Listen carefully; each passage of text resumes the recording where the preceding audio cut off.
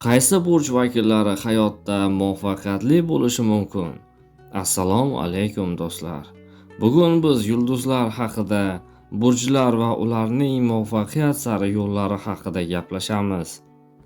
Axir har bir insonning qalbida bir orzu bor, har bir yurakda bir cho'qqi yashirin.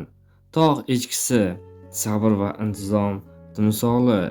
U sekin qadam tashlaydi, lekin hech qachon ortga qaytmaydi. Hayot tog'lariga qadam qo'yganda, u oxir-oqibat eng baland cho'qqiga chiqadi. Arslon, kuch va jasorat ramzi. U o'ziga ishongan, yuragi olov, nigohi esa nurli. Rahbarlik, ijod va san'at bular uning tabiiy maydoni. Chunki arslon yurakdan so'zlaydi va yurakni rom etadi. Chayon, iroda va sirli qudrat egasi. Uning ichki kuchi, sabr va qat'iyati har qanday to'siqni yenga oladi. U strateg sifatida har bir qadamni o'ylab tashlaydi va oxirida maqsadiga erishadi ham. Qo'y, jasoratning o'zi. U hech narsadan qo'rqmaydi. Yangi yo'llarni birinchi bo'lib ochadi. Sportda, tadbirkorlikda, yangiliklar yaratishda qo'y doimo oldinda, chunki u yuragiga ergashadi. Buzoq, sabr toqatli va mehnatsevar.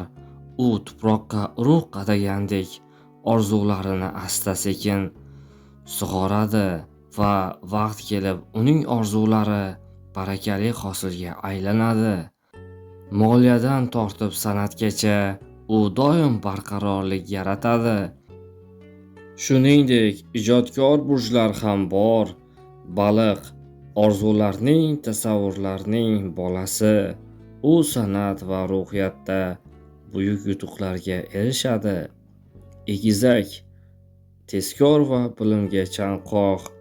U so'z orqali olamni o'zgartira oladi. Tarozi, go'zallik va adolat timsoli. U san'atda, modada va diplomatiyada yorqin yulduz bo'la oladi. Do'stlar, har bir burchning o'z yo'li bor. Muvaffaqiyat bu faqat yulduzlar sovg'asi emas, balki muvaffaqiyat, mehnat, qat'iyat va orzularingizga sodiqlikdir. Shunday ekan, siz qaysi burch vakilisiz va hayotingizni qaysi cho'qqiga olib chiqmoqchisiz? Fikrlaringizni izohlarda qoldiring. E'tiboringiz uchun rahmat.